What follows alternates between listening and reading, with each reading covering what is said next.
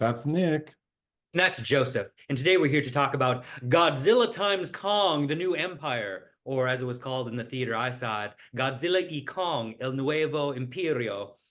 Uh, Because you're in Puerto Rico right now. I'm in Puerto Rico. That's why So we're on Zoom. the 10th film directed by Adam Wingard, being released courtesy of Warner Brothers on March 29th, 2024. Notably, it's the 38th Godzilla film, the 13th King Kong film, and the 5th in the MonsterVerse franchise. Okay, facts. Do I know an Adam Wingard film? Mm.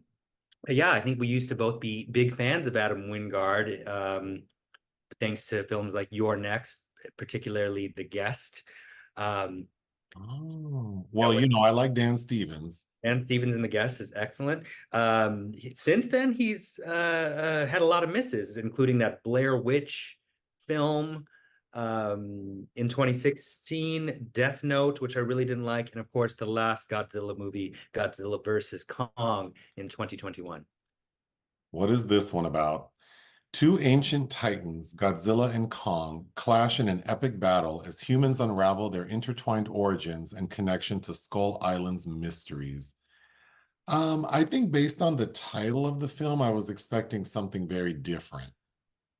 I Like thought we were Rumble, going to get like a battle royale between, Rumble in the Jungle. yeah, yeah, but it's really, it's really not that at all. These, in fact, Godzilla and Kong are only to King Kong are only together like the final 20 minutes, and then they fight for a minute, but then they're brought together to defeat the real villain. They But also avoided each other on set to keep that animosity established. what is your pull quote? Hollow Earth ends up being a cruelly apt way to describe this endlessly nonsensical monster mash of a franchise, a creature feature with a narrative as blandly conceived as the fetishistic cliches catalyzing a porno flick. Well, mine. If a convoluted plot with annoying characterizations careening into a 15-minute digitized chaotic creature conflict sounds appealing, then Godzilla times Kong is the movie for you. This story was so I I didn't enjoy this movie mainly because I spent so much time trying to understand what was happening. Well, it seems like the narrative is being plucked from the air with characters saying like, "Oh, and the metal is doing like it's just so stupid." I was annoyed, I think. Like, why am I having to think so hard about a stupid like movie like this? Well, and it just goes to show we had a great film last year, Godzilla Minus One from Japan, which showed that you have to make interesting human characters as well to keep us Yeah. interested, because I don't care to just watch a video game.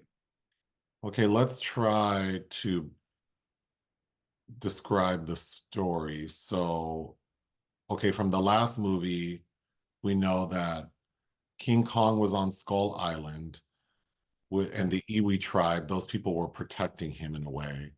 And then that island was destroyed and all the people there were killed except for one girl. So in this movie, that young lady who's Gia, what is she, maybe like 12? She is now Gia Gun, her guardian is Rebecca Hall's character. Dr. Eileen Andrews. So she's taking care of her, but the daughter's having a hard time adjusting to her life wherever they are, primarily because she's having these like dreams that, with the help of Brian Tyree Henry's character, She's having visions like Eyes of Laura Mars. we determine is a distress call. Hmm. And then we find out that basically, like, it just was so difficult for me to try to put this all together. But King Kong defended Hollow Earth. So Hollow Earth is where King Kong currently lives, and it's like this alternate plane of Earth that That there's no point trying to understand it, but I want to know where the sun comes from, the right. sunlight in Hollow Earth. So Kong defended Hollow Earth, and Godzilla protected like Earth from the Titans, I guess. So he protected humans. We get large swaths of nonsensical exposition, but Rebecca Hall's reading Iwi hieroglyphics that they find in Middle Earth and tells us that Godzilla was meant to protect nature and Kong was meant to protect humans, I believe. Right. So we find out that in Hollow Earth there is something called the Scar King, which is this primate whose goal it is to try to like take over humans. They're in an unexplored part of Middle Earth, the subterranean realm. So there's like, wait, is it called Middle Earth or Hollow Earth? It's a hollow, or Middle Earth is Tolkien. Well, like it was so stupid to me that Hollow Earth has like Middle Earth.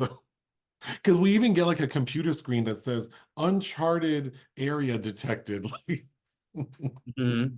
Anyway, uh Scar King wants to take over like where the humans are. So that's, I guess, like the main conflict of the story. And Scar King would be the villain.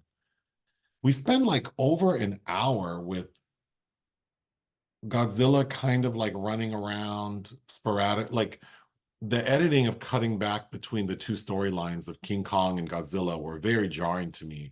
But we get like three or four scenes with Godzilla running around Earth trying to charge up its energy. So it goes to like a nuclear power plant. It goes to like some other Titan that's known for having like a bunch of like Earth's natural energy or something and kills that Titan to get its energy. And then Very, very easily. yeah, super easy. And the scientists who are running the program that monitors Godzilla and Kong, like we're getting a lot of dialogue saying that, oh, Godzilla must be preparing for something, must be preparing for something. Like, Gonna no be shit. supercharged. But we find out that the distress call is coming from the iwi people who are in Hollow Earth because they're told that only a savior from Skull Island, who would be that little girl, can summon Mothra. And the prophecy that those hieroglyphics that Rebecca Hall read like they were Braille says that Mothra will be the one to bring Kong and Godzilla together. So it's like what's the Last of the Mohicans suddenly becomes a Christ story. So I was expecting Mothra to like, I think because the narrative is so poorly constructed, I was thinking, so for like half the film, I'm like, who's the main villain? Like, is it just this Scar King? Because I was thinking, oh, Mothra is going to fight with Kong and Godzilla. So I'm assuming the three of these, if if whatever they're about to fight requires the three of them, it's going to be something major. But no, it is literally just Mothra going and talking to Godzilla. Uh-huh. And then Godzilla understands, like, oh, okay, I need to help Kong. Hmm. So they go back down to, and this union, this mediation with HR has to happen on Earth. So then the three of them go back down to Hollow Earth, and then they fight Scar King. And then I kept calling this creature Ice Zilla, but And that's very stop, collaborate, and listen, which is with the theme of the film. But yeah, no, I think that character is Shamu. Shamu. Mhm. Shamu is this Godzilla looking thing that instead of shooting radiation, shoots out like it freezes everything. So they fight it. Of course, they defeat it. And all's well that ends well. Ugh. Yeah, it's. I feel, but I guess I pity the actors because it's like they somehow have to make it through this just shitty dialogue that makes them all seem brain dead. Let's start with that because I knew we were in trouble. The film has a very sort of like digitized look to it, which I didn't mind because it's consistent. So I kind of liked how the movie looked. But and the opening scene is Kong in Hollow Earth, like running from some creatures that are trying to attack him. And I did think it wasn't the best CGI we've seen, but it was fine. But I knew we were in trouble when we cut back to Earth and Rebecca Hall's giving some speech and she's talking about like the Titans and Kong Godzilla. And she goes, what else are we wrong about? And I can't express enough how much I hated that character's dialogue. Uh-huh. Yeah, it's terrible. And I like her as an actor quite a bit and as a director too. And it's Well, she's in Uh, a movie I really liked, right? With Resurrection with Tim Roth. yes, yeah. No, Also, I'm not questioning. Like her as an actor is fine, but this character I hated so much. Everything out of her mouth was so annoying and random. And then like her facial expressions, and then she's standing there looking like Jerry Seinfeld. Oh, I couldn't stand it. Like I just hated this character so much. I think it's because she has she could be a sibling of Dan Stevens because they have similar hair. That's true too. They're trying to set Also, up like a flirtation between them. we've seen all of the movies in this monster mashup, whatever universe. I swear I don't remember anything about the last Godzilla film, so I didn't understand what Hollow Earth was. So that felt very jarring. That's just a self-defense mechanism for your mind to forget these stupid movies. Then we see there is one really cute scene where we see that Godzilla is sleeping in like a coliseum somewhere, and he looked like a little cat balled up in a Italy, yeah. it's Italy. Okay, this like it seems like it's a global effort to monitor Godzilla and Kong, and they seem to have all the resources and they seem to know everything. But at a point, when someone asks, well, what happens if Godzilla like comes towards us? Rebecca Hall's character says we run like hell. All this shit and y'all don't have a plan for what Well, happened? I still don't understand how wherever Godzilla's stomping around, it's not like a Chernobyl area where everybody Right. gets cancer. So Yeah, yeah. Okay, so then we see that at a point during the opening scene, Godzilla like hurts his tooth. So then mhm. Godzilla comes up to Earth, and everyone in the I mean, like, Kong comes up to Earth. sorry, Kong comes up to Earth, and all the people who are monitoring him freak out. But I didn't understand why, because Kong just comes up and tells them my tooth hurts. Like he literally points to his tooth. And then this is where Dan Steven rolls in. And I like Dan Stevens, but which of course makes me think of Jan Stevens. But Someone's killing all the birds in my neighborhood. but anyway, I thought his character was so annoying. He's playing a veterinarian, and every time he comes around, he has like his own soundtrack. I feel like this movie is trying to be funny and cute in the way of like Guardians of the Galaxy, but the Yeah, writing is not even. with the soundtrack selection, they're very much Oh, trying with Kiss playing, and they're Dan Stevens is. I feel like they're copying the Chris Pratt character. Oh, Jan Stevens, you that's a reference to Flux Gourmet, yes. not Tina Fey's mother in 30 Rock. Yeah. Yes. So I found that character so grating because there's no humor really written into the script. So like if you were, it's like if you were hearing impaired and just reading so, like closed captioning, like it would just be lost. Like this, he just seemed so crazy. I thought that was really, really ineffective and annoying. Then, so we have his musical selections, which there are like four. Like every time he comes in to do something, there's that's like a song playing. But then the score is very like 80s inspired, which I liked, but I feel like it didn't fit this movie. So then we get two people that have no business being on this expedition to Hollow Earth, including this little girl that's the at this point in the narrative, everyone thinks it's the last of her kind, and Brian Tyree Henry, the podcaster. Who is like a conspiracy theorist. Ah, who And wheedles his way. he was It's so annoying. He was so Mhm. annoying. But he gets invited by Rebecca Hall to try to figure out what these seismic readings are. And he does figure it out that it's a distress call. What did you think of the daughters of Gia's drawings when she has that fugue state in class and she draws all those? It reminded me of a horror film like The Ring or something. I mean, it just felt so odd. Like, what? But they look nothing like the seismograph readings. You know what they look like? Those snack chips called bugles. They look like bugles or Christmas trees. Like they Or look yeah, like nothing shitty like Christmas trees. she's drawing the same pattern. Like what? Okay, then we get a moment when Rebecca Hall says, okay, because of course Brian Tyree Henry wants to go to Hollow Earth, and so does the little girl. So then they all agree to go.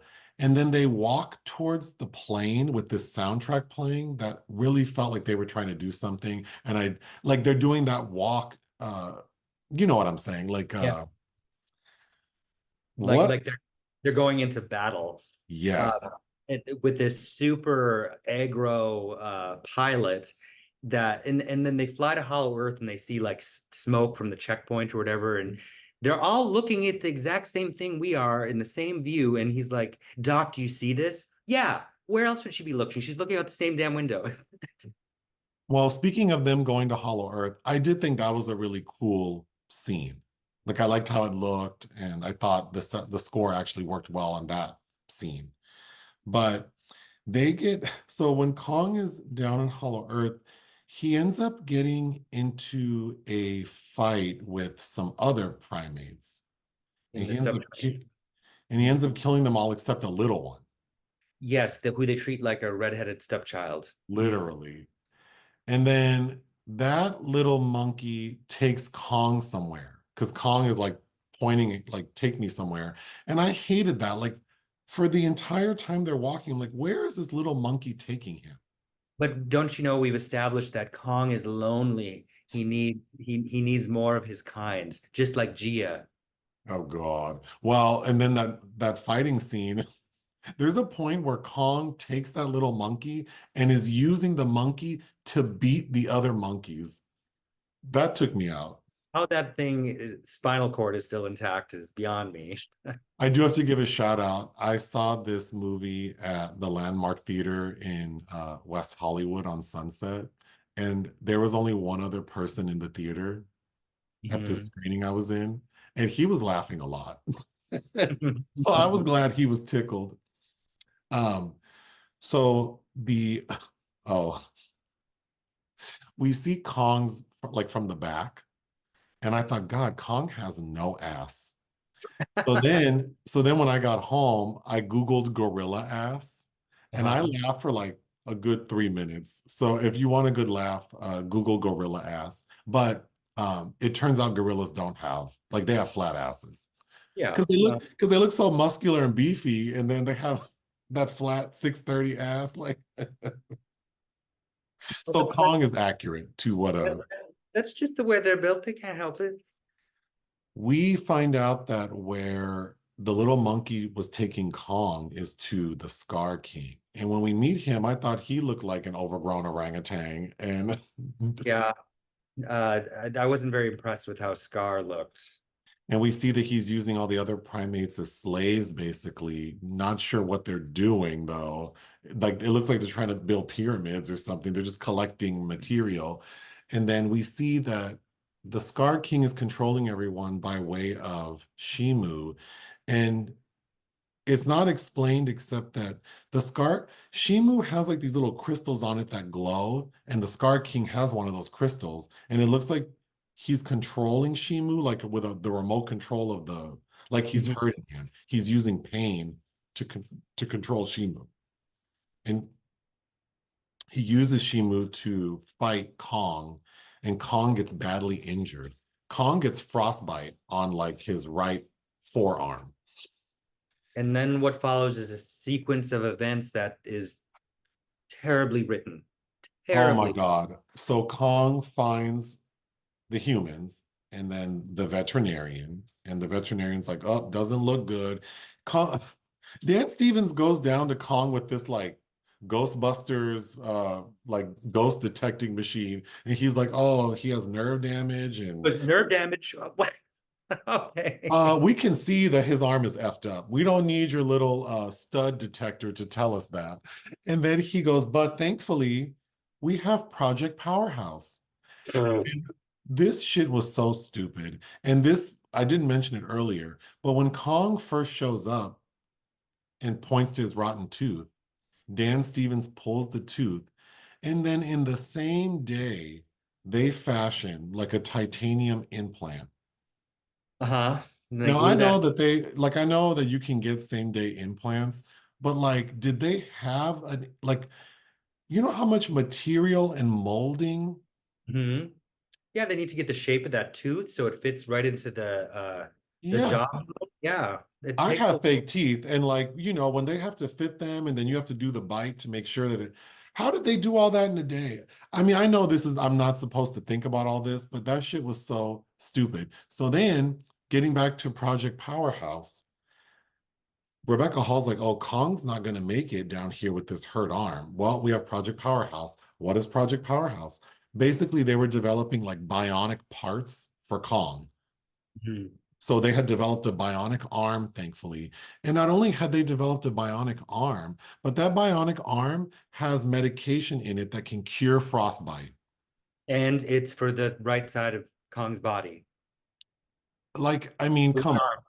And immediately Dan Stevens like skips back to the checkpoint that was previously demolished and everybody murdered With in. zero obstacles. Like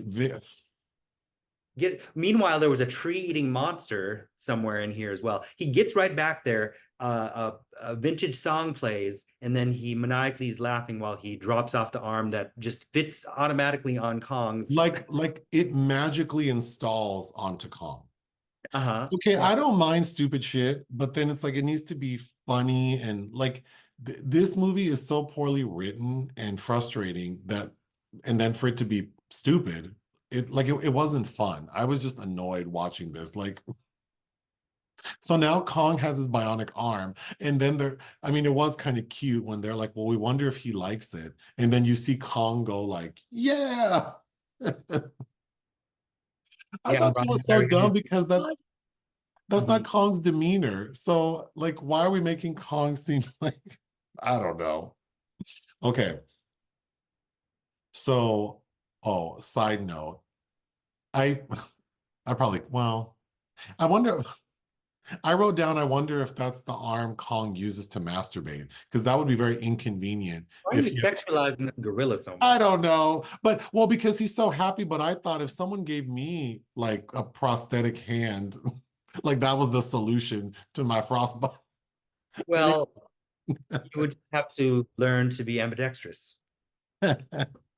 so once Kong gets the bionic hand, that's at like the 90-minute mark. And that's when the film kind of gives us what we want. Oh, I didn't mention, I was also thinking, oh, we're going to get a bunch of like Titans coming because the film even, because we get the one that lives like in the Arctic that Godzilla kills in 2 seconds. TMS. Yeah, that one. So then I'm thinking, oh, we're going to get a sequence of those because I feel like that's what this audience wants are like battles between these big creatures. We only get that.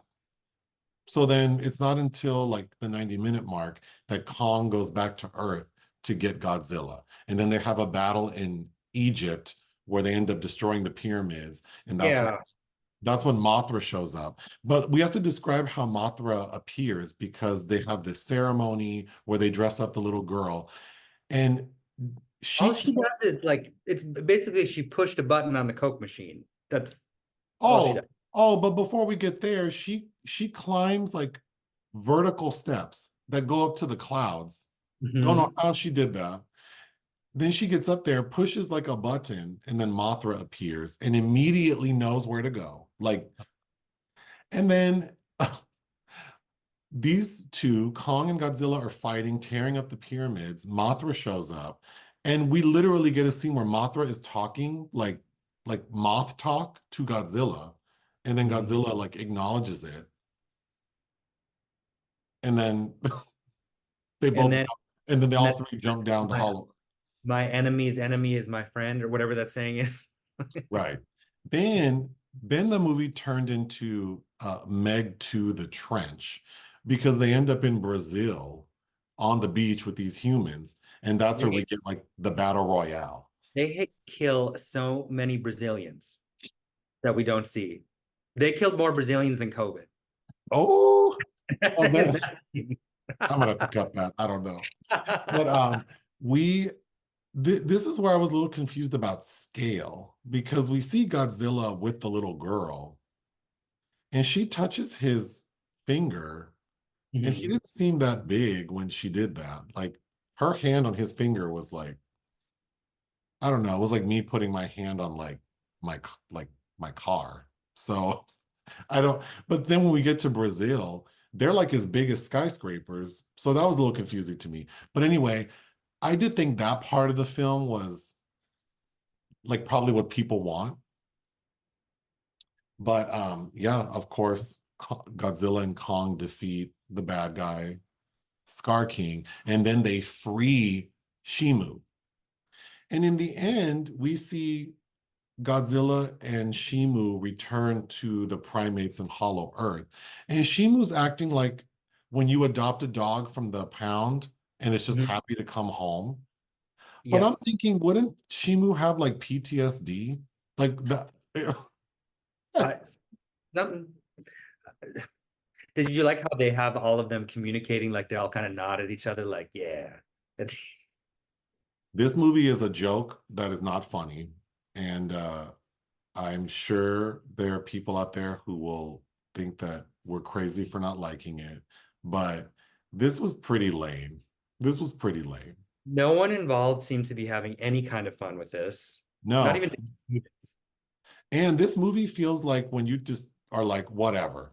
Like whomever greenlit this, like there was no oversight. They were like, whatever, just get it done. We don't care. Like, basically, I mean, all this like humming and hawing from Rebecca Hall's character about being a mother and all the sacrifices she had to get, she decided to put upon herself now that she was a mother.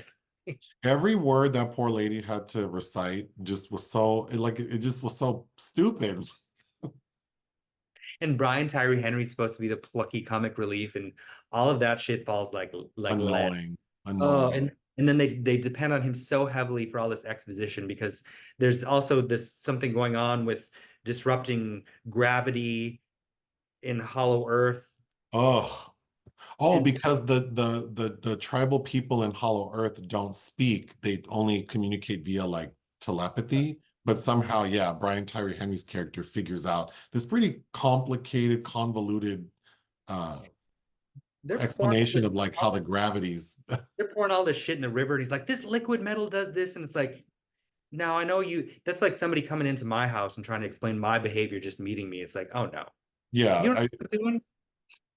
well, I'm tired of talking about this movie. But I do want to get to the title again. Like, this does not fit. This is not about these two like uh iconic characters battling it out. It's like it almost feels like two movies that then converge into this like nonsense. Well, the last one made money, so they threw. As I understand it, this is kind of a lower budget for one of these kinds of films, but they keep making money, so they keep churning them out. And this is just another example of that formula of filmmaking. Like This should no, be called Godzilla X King Meet Cute. the new empire. What new empire? Like Right. what? So is the next one going to be about Hollow Earth or like yeah, what's the new empire? What would you give this film? One, I hated this. I had said I would give it 1.5 out of 5. Um, I do think Kong is probably like there are moments watching Kong and Godzilla do their thing that are enjoyable-ish. I feel like if I were on a plane, like this would be tolerable-ish. But yeah, it's bad. It's not good. Yeah, it's not for me. It's just not for It is me. definitely not for me. No, Anything else? no. Join us on Patreon and listen to our podcast. Bye.